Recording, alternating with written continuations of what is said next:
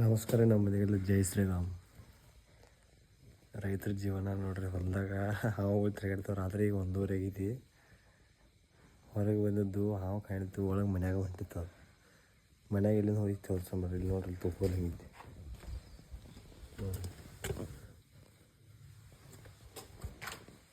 ಅಷ್ಟು ಸಂದ್ರೆಯಿಂದ ಒಳಗೆ ಹುಡುಗರು ಮಲಗಿದಾವ, ಪಾಪ ಒಳಗೆ ಹೋಗ್ತಿತ್ತು. ಅದು ರಾತ್ರಿ ಎದ್ದು ನೋಡಿದೆವು, ಚಲೋ ಆಯ್ತು. ಇಲ್ಲಂದ್ರೆ ರೈತರ ಜೀವನ ಭಾಳ ಕಷ್ಟ ಇರ್ತೈತಿ ನೋಡ್ರಿ. ಜೈ ಶ್ರೀರಾಮ್.